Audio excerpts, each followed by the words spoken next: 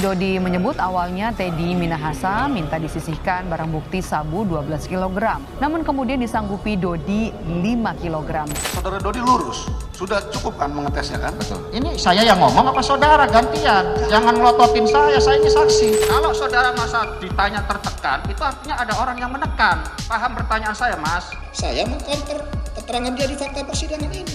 Peristiwanya saja tidak ada. Dan saya memang ada hubungan dengan Pak Teddy. Biarpun beliau tidak mengakui, kami tiap hari di kapal tidur bersama. Saya itu istri sirinya, Pak Teddy Minahasa.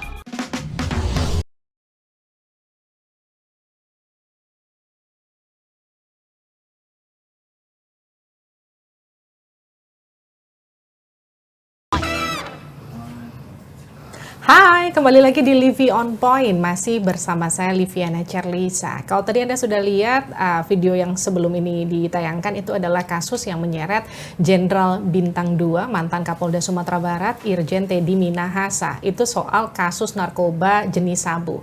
Kasusnya masih terus bergulir, tapi kenapa jadi sorotan selain ini menyeret Kapolda, pertama kalinya Kapolda terseret kasus narkoba, Jenderal Bintang 2, tapi juga soal arogansi sang Kapolda di persidangan. Bagaimana kalau tadi kita lihat sang Kapolda ini, mantan Kapolda Sumatera Barat ini kemudian memarahi beberapa saksi, dan juga tak sampai di situ, ada juga yang juga menarik perhatian adalah Linda, yang tadi juga sempat kita simak bersama. Linda ini yang kemudian dianggap tadinya sebagai cepu, tanda kutip, kemudian sekarang berbuka atau membuka suara jadi istri sirihnya. Jadi bukan cuma perpanjangan kaki tangan dari seorang Teddy Minahasa, tapi juga istri-istri dari sang mantan Kapolda. Seperti apa sih Kompolnas melihat perjalanan kasus ini? Saya sudah bersama dengan Bu Pungki Indarti, ini adalah Komisioner Kompolnas. Halo Bu Pungki. Halo Mbak Livia. Bu Pungki, gimana ngelihat perjalanan kasus Irjen Teddy Minahasa? Masih Irjen ya, karena belum sidang etik. Iya, kami melihat kasus ini sangat memalukan ya bagi institusi Polri, dan kami berharap ini sudah yang terakhir deh, jangan lagi ada kasus-kasus yang lain lagi. Nah, kita melihat kasus dugaan narkoba. Yang kedua juga kita melihat ada dugaan perselingkuhan. Kami juga melihat ketika di sidang pidana ada arogansi yang muncul. Jadi memang ini menjadi satu hal yang contoh buruk bahwa reformasi kultural Polri memang masih terus harus digaungkan lagi. Terbukti misalnya seorang Kapolda, ya mantan Kapolda sekarang karena sudah dicopot, tidak bisa menunjukkan sikap yang baik gitu ya. Sikap yang menghargai pengadilan. Ini kalau kita melihat sebetulnya tadi apa yang dia lakukan bisa masuk contempt of court itu. Jadi di pengadilan harusnya dia bersikap sopan terhadap saksi, terhadap yang lain-lain, tapi justru malah menunjukkan kekuasaannya seperti itu. Bicara soal kekuasaan, Bu Pungki, ini kan kalau kita lihat dari sisi jabatan dengan Verdi Sambo sama-sama Irjen Bintang 2, sama-sama Jenderal, yang kemudian sudut pandang kita juga jadi berbeda. Kalau kasusnya Sambo, sebelum dia masuk ke persidangan ranah pidana, kan dicopot dulu jabatannya, dicopot dulu Bintang 2-nya, dipecat dulu Sambo, baru kemudian dia masuk ke dalam persidangan, udah nggak punya kuasa apa-apa, orang udah jadi pecatan Polri kok gitu. Tapi beda sama Teddy Minahasa nih kan Bu Pungki, dia masih bagaimanapun ya, PTDH-nya masih belum jalan. Meskipun dia sekarang kesenggol kasus pidana, masih jadi Irjen Bintang 2. Itu nggak sih yang bikin Teddy Minahasa jadi sombong? Saya rasa nggak juga ya. Ya memang mungkin orangnya seperti itu gitu ya. Nah tapi kalau tadi dikaitkan dengan kasusnya Verdi Sambo, saya melihat sebetulnya kalau untuk soal arogansi hampir sama aja gitu ya. Nah tapi kalau terkait dengan kenapa Verdi Sambo proses etiknya sudah jalan, sementara untuk Teddy Minahasa masih belum. Nah kalau kasusnya Sambo kan awalnya ini kan isunya atau skenarionya tembak menembak, sehingga kemudian Sambo merasa bersih gitu ya, nggak bersalah. Nah, yang diungkapkan itu dulu. Nah, kemudian ketika ini terjadi ada kecurigaan termasuk pihak keluarga almarhum Joshua juga sudah mengangkat isu itu, ada kecurigaan bahwa ini nggak benar, tembak menembak ini pasti disiksa, dianiaya seperti itu. Nah, maka kemudian Bapak Kapolri segera membuat tim khusus, jadi cepat menyikapi, kemudian diperiksa semua. Nah, dari situ kemudian ketahuan bahwa ternyata ada kejanggalan-kejanggalan. Nah, dari sini kemudian karena ini melibatkan banyak orang, kemudian diproses cepat etiknya karena pucuk pimpinannya kan Ferdi Sambo gitu ya. Nah, oleh karena itu sidang etiknya cepat dan dia bisa langsung diproses. Gitu, Bu Pungki. Nah, kalau Teddy Minahasa pidananya dulu yang kena dia. Jadi pada waktu itu sudah langsung dia diamankan oleh Propam, terus kemudian diperiksa Propam, kemudian kena pidananya ya.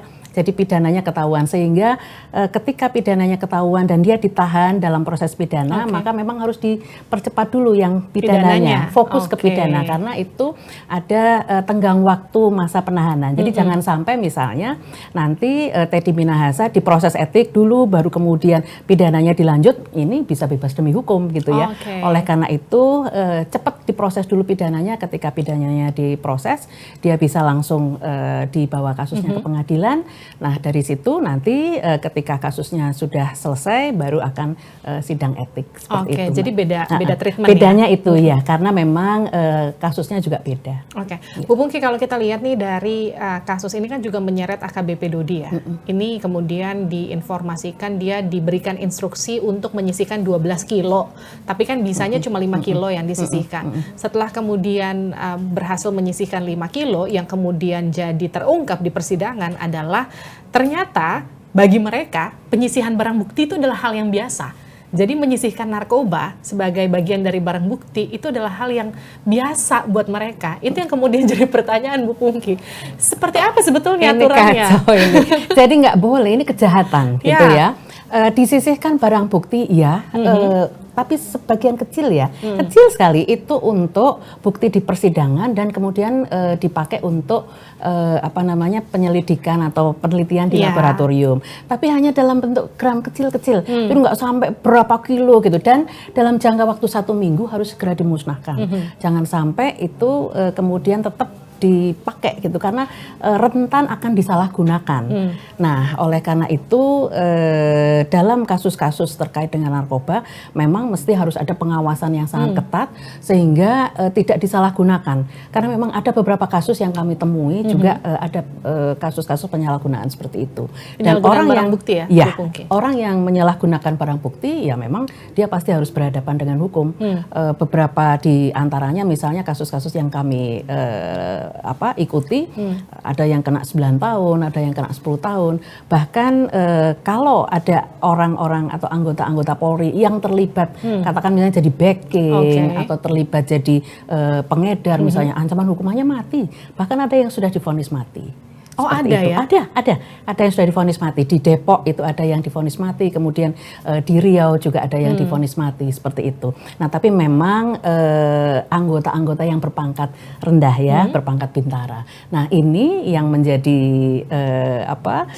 sorotan kan pangkatnya bintang karena jenderal ya, yang harusnya memberikan contoh yang baik, justru mesti harus memberantas narkoba, bukannya malah minta disisihkan untuk kemudian dipakai sendiri. Bu Pungki, kan yang juga terungkap di persidangan kan bahwa sempat ada pernyataan dari Dodi, kala itu koreksi saya kalau salah ya Bu, yang menyatakan bahwa ini bukan kasus pertama penyisihan barang bukti yang terjadi, tapi dulu dia tidak terlibat langsung, kurang lebih begitu ya. Tapi dia mengetahui bahwa ada tindakan seperti itu. Memang sebetulnya dalam struktur Polri, ketika misalnya anak buah melakukan kesalahan, pimpinannya juga harus ikut bertanggung jawab. Harus, ya. Pimpinan harus ikut bertanggung jawab. Jadi jangan sampai pimpinan kemudian lepas tangan gitu ya. Nah, ada peraturan Kapolri terkait dengan pengawasan melekat. Itu memang mewajibkan pimpinan untuk memberikan teladan, memberikan contoh bimbingan dengan pengawasan. Kalau sampai pimpinan gagal dalam hal ini, maka yang bersangkutan mesti harus juga diproses hukum, seperti itu Mbak Livi. Jadi semuanya memang saling kait-mengkait. Kita sebagai polisi ya, sebagai aparat penegak hukum, mereka juga melayani, mengayomi, melindungi masyarakat, jangan sampai memberikan contoh buruk pada masyarakat. Seperti itu. Bu Pungki, kalau kita lihat Linda ini kan awalnya dianggap informan, sebagai bisa dibilang sebagai kaki tangan ya, perpanjangan tangan dari polisi untuk menguak beberapa kasus transaksi narkoba luar negeri begitu ya. Yang jadi pertanyaan saya, memang lazim ya polisi kemudian merekrut warga sipil dalam satu operasi khusus, katakanlah itu bisa dibilang misi khusus ya, karena perdagangan narkoba mancanegara, mereka bisa stay di laut beberapa lama begitu, dengan warga sipil, dengan polisi, itu hal yang biasa. Kalau untuk informan-informan seperti itu biasa, masyarakat sipil. Mereka yang bisa membantu Polri ya, tetapi memang harus ada penanda khusus, harus ada surat perintah khusus. Jadi nggak bisa misalnya melakukan operasi-operasi tanpa adanya surat perintah. Surat perintah itu dari siapa? Seperti itu. Dari pimpinan-pimpinan yang di atasnya ya. Katakan misalnya ini, gitu ya, katakan misalnya ini Satres Narkoba gitu ya. Atasnya ya Kapolres gitu ya, memberikan surat perintah. Terus kemudian di atasnya lagi misalnya ini di level Polda. Nah, Kapolda yang memberikan perintah. Tapi kalau nggak ada surat perintah, nggak ada istilahnya hukum ya, secara hukum, maka yang bersangkutan nggak bisa melakukan operasi-operasi seperti itu. Kemudian operasi dijalankan secara diam-diam, terus kemudian sampai ke Laut Cina Selatan, itu sampai kita nggak tahu Laut Cina Selatannya sebelah mana, apakah masih di Indonesia atau di luar Indonesia. Apakah itu sudah seizin pimpinannya Pak Teddy Minahasa ya, pimpinan tertinggi Polri misalnya. Kalau belum ada izin, nggak ada ini apa-apa, itu melanggar hukum pasti itu. Teddy itu kan kenal Linda sudah lama sekali ya Bu Pungki. Dan kemudian bukan kali ini Linda juga jadi cepu yang dimanfaatkan Teddy. Artinya sebetulnya selain kalau tadi Bu Pungki katakan ini lazim, tidak tertutup kemungkinan dong, berarti orang-orang selain Linda itu juga banyak sebetulnya, cuma dia nggak terungkap. Ya, kalau untuk informan-informan memang banyak ya, artinya kan ini peredaran narkoba ini kan sudah meluas di Indonesia. Nah, oleh karena itu jika polisinya benar-benar bagus gitu ya, jujur gitu, mereka ingin menangkap, tidak ingin macam-macam, dengan menggunakan informan-informan yang bisa memberikan informasi, itu akan sangat membantu pihak kepolisian. Tetapi jika ternyata ini digunakan untuk kepentingan-kepentingan yang lain, nah ini yang justru jadi masalah, Mbak. Jadi pengawasannya justru dibutuhkan dari situ. Oke, Bu Pungki, kalau kita lihat kan kasus ini juga menarik setelah Linda yang tadinya informan di persidangan, kemudian dia menyatakan bahwa saya punya affair sama Teddy Minahasa. Kita di laut, di kapal, setiap hari tidur bareng, bahasanya Linda. Oke, tapi kemudian yang bikin mencengangkan ketika Linda kemudian menyatakan, saya ini istri sirinya Teddy, meskipun Pak Teddy nggak ngakuin. Bu! Shock itu, kita semua shock. Kita semua shock. Bu! Jadi ini gimana ini konsep ini, perselingkuhan, penyalahgunaan kekuasaan? Iya. Gimana Bu? Betul. Jadi kalau kita ngeliat tadi narkobanya aja udah masalah gitu ya. Nah, apalagi ada dugaan-dugaan perselingkuhan, perzinahan seperti itu. Nah, itu sangat melanggar aturan. Kalau di Polri nggak boleh ada aparat kepolisian, apalagi pimpinan itu ya, yang mempunyai istri lebih dari satu, poligami nggak boleh di kepolisian. Kemudian bagi anggota yang perempuan, polwan, itu nggak boleh menjadi istri kedua, misalnya dalam aturan-aturan itu. Dan di aturan etik memang melarang seluruh anggota Polri untuk melakukan perzinahan dan untuk melakukan perselingkuhan. Mereka pasti akan dipecat itu. Pasti akan dipecat. Ya. Tapi kan kalau kita ingat nih Bu ya, kasus Sambo awal-awal, kan sempat juga ada aroma-aroma perselingkuhan tuh ya. Meskipun tidak terbukti pada akhirnya. Cuma kan kemudian ketika kasus Teddy Minahasa ini terbuka, orang kan langsung gini, wah memang ya harta tahta wanita. Itu gimana, Bu? Kasus ini banyak terjadi di kepolisian? Kalau dibilang banyak atau enggak, ini harus berdasarkan catatan ya. Catatannya yang bisa bicara seperti ini Propam untuk melihat apakah benar ada catatan. Tapi dari laporan-laporan yang masuk ke Kompolnas, memang ada beberapa pengaduan terkait dengan hal tersebut. Dan kami memang melakukan dorongan agar jika ada anggota yang melakukan tindakan-tindakan seperti ini mesti harus di PTDH karena mereka jadi langsung pecat, Bu? Diproses etik dulu, baru kemudian putusannya PTDH. Kenapa? Karena kami melihat seseorang yang melakukan tindakan perselingkuhan ketika dia ada dalam perkawinan itu sudah merupakan satu tindakan kejahatan karena ini merupakan KDRT ya. Kami melihat ini KDRT sehingga ini harus diproses pidana. Itu pertama. Serem kemudian ya, Bu? Iya, serem sebetulnya. Tadinya tuh jadi pertanyaan saya itu gini, karena karena yang jadi pertanyaan saya itu gini, oke, di sidang etik, tapi kemudian selalu harusnya berujung PTDH. Iya. Kalau sanksinya kaitannya dengan kali. itu, iya, kaitannya dengan perselingkuhan dan perzinahan itu karena ada etika pribadi yang mesti harus dijunjung tinggi, sehingga mereka sebagai aparat penegak hukum, aparat pelindung pengayom, pelayan masyarakat nggak boleh. Kalau udah tahu sanksinya, ini cacat gitu ya istilahnya. Nggak boleh main-main, nggak boleh main-main. Tapi kalau udah tahu sanksinya sebegitu berat, seperti tadi, makanya saya kaget. Kemudian kenapa kasus-kasus perselingkuhan begitu, kenapa marak? Saya melihatnya kayaknya nggak cuma di polisi ya, di instansi-instansi lain juga ada, di masyarakat juga ada gitu ya. Dan ini memang mesti harus kita lawan secara bersama-sama dan hukumannya juga harus tegas. Kalau Polri sudah melakukan PTDH itu secara etik ya. Kalau kami melihat bahwa nggak cukup cuman etik dipecat. Ini butuh mesti harus ada tindak lanjut proses pidana. Jadi termasuk juga kami menerima laporan ada loh yang menelantarkan anaknya ya. Jadi dia selingkuh terus kemudian cerai akhirnya dengan istrinya, tetapi kemudian anak-anaknya diterlantarkan meskipun ada putusan pengadilan yang mewajibkan yang bersangkutan untuk memberikan nafkah pada anak. Nah, yang ini sudah penelantaran sudah merupakan pidana 2 kali nih. Yang pertama KDRT terkait dengan istri dan anak yang kemudian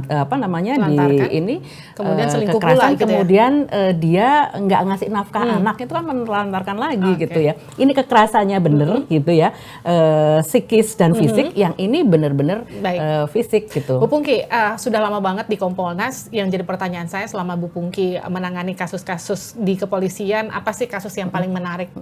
Kasus-kasus yang paling menarik, kalau yang jadi fokus saya adalah kekerasan terhadap masyarakat sipil. Jadi kekerasan berlebihan gitu ya. Itu menyalahgunakan kekuasaan ya? Menyalahgunakan kekuasaan, itu yang menjadi fokus. Kemudian selanjutnya juga terkait dengan kasus-kasus narkoba. Jadi aparat kepolisian nggak boleh dong melakukan penyalahgunaan narkoba gitu ya. Nggak boleh, apalagi menjadi backing atau menjadi bandar. Nah, oleh karena itu bagi mereka yang menjadi backing, jadi bandar, bahkan jadi penyalahguna narkoba, itu sebaiknya mesti harus warning untuk di PTDH gitu ya. Meskipun memang untuk yang level-level mereka mengonsumsi sedikit dan baru jadi pengguna, itu ada upaya untuk melakukan rebintradisi ya. Artinya direhabilitasi dulu, kalau mereka melakukan pelanggaran lagi baru akan di PHK. Tapi saya berharap ada tindakan keras sehingga mereka tidak terlibat narkoba seperti itu. Bu Pungki, kalau misalnya sekarang melihat banyak kasus yang menyeret kepolisian, karena kalau kita lihat sekarang gini, di satu sisi, wow banyak ya kasus yang menyeret sampai level Irjen, Jenderal Bintang 2. Sebelumnya hampir nggak pernah ada. Sekarang setahun 2 kali. Satu sisi kita ngelihatnya kasusnya ternyata banyak ya, tapi satu sisi kita ngelihat berarti kepolisian sudah mulai berani. Dia sudah mulai tidak tebang pilih. Jadi nggak cuma level-level yang di bawah aja yang kemudian dibabat habis kalau lo salah, ibaratnya gitu ya Bu. Tapi juga sampai ke level atas yang juga harus ikut bertanggung jawab kalau mereka memang bikin kesalahan. Jadi nggak ada tuh kekuasaan yang kemudian bisa membuat mereka kebal atas hukum begitu ya. Ini gimana Kompolnas melihatnya? Kami sangat mendukung proses tegas seperti itu. Jadi kalau kita melihat misalnya sebelum kasus TM dan kasus FS, sebelumnya juga ada Napoleon, NB. Ya betul, Napoleon. Terus kemudian ada Prasetyo Utomo. Tapi Napoleon bintang 1. Dulu juga ada bintang 2 dia. Bintang 2, oke. Yang bintang 1 Pak Prasetyo Utomo. Oh iya, betul. Nah kemudian ada lagi sebelumnya Pak Joko Susilo, itu yang kasus Korlantas. Betul. Nah kita berharap ketegasan ini itu tetap harus ditingkatkan, diteruskan, dan kemudian juga anggota jangan macam-macam deh. Ini sekarang masyarakat sudah sangat cerdas dan masyarakat juga menggunakan gawai itu bisa memotret semua tindakan-tindakan yang bertentangan dengan aturan. Nah, masyarakat berharap pada masa reformasi itu polisi juga reformis. Mereka nggak militeristik, mereka nggak arogan, mereka nggak hedon ya, menunjukkan kekayaan secara berlebihan seperti itu. Nah, harapan masyarakat ini mesti harus diwujudkan dengan sebaik-baiknya. Mereka harus bisa bertugas secara profesional seperti itu. Nah, kalau mereka tugasnya melaksanakan tugas saja nggak profesional, tapi yang dimunculkan malah arogansi dan hedonisme, pasti masyarakat akan marah gitu ya. Dan mereka sebagai pembayar pajak juga akan bisa meminta dong, loh saya sudah bayar pajak, jangan seenaknya saja memberikan servis kepada kami gitu loh. Itu yang mesti harus disadari oleh aparat kepolisian, sehingga kami berharap reformasi kepolisian, terutama reformasi kultural ini berjalan. Dan kalau kita melihat grand strategi kepolisian, ini 2025 polisi kita ini sudah harus menjadi world class organization. Jadi organisasi Polri itu harus jadi organisasi kelas dunia. Kelas dunia berarti seperti apa? Orang-orangnya baik secara fisik, secara emosional, terus kemudian pikiran itu juga mesti harus kelas dunia dong. Jadi jangan menunjukkan sisi-sisi yang buruk pada masyarakat. Jadi nggak ada lagi tuh arogansi di jalan ya Bu. Dan juga betul. kemudian penyalahgunaan kekuasaan. Betul. Itu harapannya. Tapi artinya sekarang kita harus support sama-sama ya reformasi Kita kultural. harus awasi juga, Betul. harus awasi Polri. Kita berikan masukan mana yang baik harus dijalankan, yang buruk mesti harus disingkirkan. Reward and punishment itu perlu juga diberikan. Terima kasih Ibu Pungki Indarti, Komisioner Kompolnas telah bergabung bersama kami di Livi Terima Online. kasih banyak. Itu dia tadi diskusi saya bersama dengan Bu Pungki Indarti, Komisioner Kompolnas. Tunggu diskusi-diskusi menarik lainnya di Livi Online. Sampai jumpa.